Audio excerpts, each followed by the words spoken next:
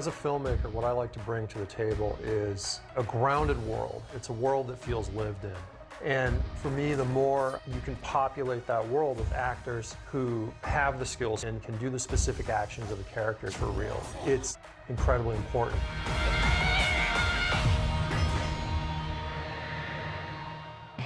Physicality for an actor is huge. What happens is it just gives an extra level of authenticity. After doing months and months of broad strokes training and building up the strength to be able to do the other stuff, we honed in for more specific skills needed for the actual scenes. It was really lovely because it was about finding a physicality, physically feeling like you were changing and getting into that role. Working with people who come to work early every day because they just want to be there so badly. It was fun. Guy Norris and Richard Norton, they were fantastic collaborators when it came to helping the actors develop those styles. The mistake that's often made is a choreographer will often do a whole sequence. It's more or less a showcase of, gee, look at all these fancy techniques, without considering the main part is, what are you asking your actor to be able to do? So the techniques and the choreography for me is very much aligned with, can I design a set of sequences that the actor is more than capable of doing? Through the course of the show, the amount of times we've actually had to use our stunt doubles in a sequence I can count on one hand. You gonna come down from there or what? Someone's happy.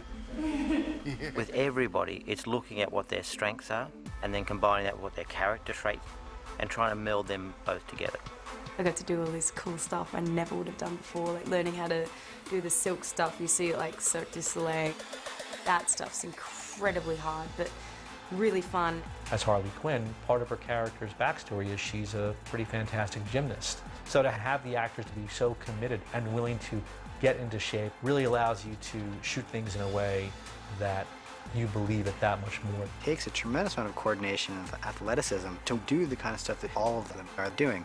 Margot does 97% of her stunts in this movie. She embraced everything we throw at her. She makes it her own and does it better than we could have ever assumed it was going to be.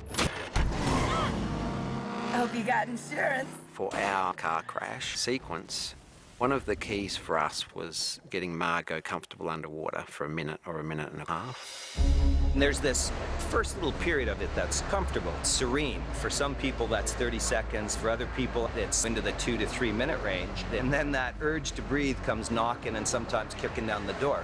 And your fear of suffocation is a primal fear. And so we have to give them information behind knowing the different breathing styles, the muscles involved, some of the different techniques. That's when the real work of breath holding begins. I got to hold my breath for 5 minutes. I was very, very pleased with myself. Obviously, Guy, Glenn, and Richard do a tremendous amount of pre-production training and design and maximize what the actors can do to make them look the best when they're doing stunts. It was very important that you were fit. Killer Croc is quite bulky, he was a big guy. So my schedule was pretty rigorous. An hour in the morning was just weightlifting, followed by fight training with the stunt crew. We were really developing techniques for Killer Croc. This is the first time we've seen him. There was Kempo karate, jiu-jitsu, boxing, kickboxing with Richard Mosquito. He was our in-house sensei, and weightlifting. And yeah, there was sort of pretty extreme physical demands for all of us to sort of get in that kind of elite shape. I think the amount of training really, really helped out. During pre-production, we went through 1 hour of fitness training and then a couple hours of very personal character training. One of the main philosophies is the mind is primary, so it's preparing people not just physically but psychologically for the challenges that they may face, how they approach things, how they deal with things. Once you do have that strength of mind, it's amazing what you can accomplish. To get my body to that point, as will get myself to that space where I feel like I could hurt somebody really badly if I wanted to, that was super empowering. One day, I'm gonna rain down on you like the Holy Ghost. The fight aspect of it was, I think, important to David because it's part of who all these people are. And there's this sort of edge to all these characters. And, you know, if that wasn't part of your life as a person coming in, it was going to be by the time you left. You were going to be, to some degree, a fighter. Because of dedication, Kara, Karen, Jai, and Jay, they were able to actually earn a full yellow belt ranking in Kempo Karate. David Ayer likes this, a sense of reality, and that's what this foundation gives them, is a sense of reality, that there is a discipline and honor and a sense of being humble in karate. Gentlemen, come on up here. Bravo team here, Alpha team over here. David has a background in the military. He was a submariner when he was a young man, but then he teamed up with a couple of former Navy SEALs guys that weren't just Navy SEALs, they'd gone to another level. And my character, Rick, is very much what they were. David really wanted to give us as close to a first-hand Navy SEAL special operation experience as you can get. We have hostiles up ahead. Light it up! The directive with the actors was to build them first mechanically proficient with different weapon systems, and then work the psychological aspect, get them into combat mindset. And it wasn't just static shooting. We were also doing transition drills. Push him over. Push him over, all right? We apply a lot of pressure where we want to create fatigue so that we do challenge their decision-making process, so that when we are engaging targets with those weapon systems, they have to tap into something else to stay on point. It was intense. For 3 days, we went in deep. We had 2 or 3 extensive personal training sessions where we went really hard. Stay away. And then, you know, we get woken up after we slept for maybe 1 hour.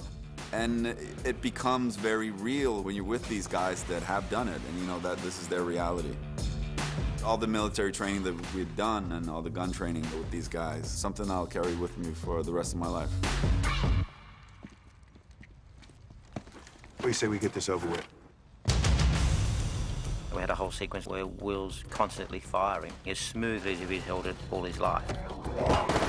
That's that authenticity you really strive for, and that allows him to be on camera. I wanted to really learn how to shoot, how to really be able to take a room if I had to take a room.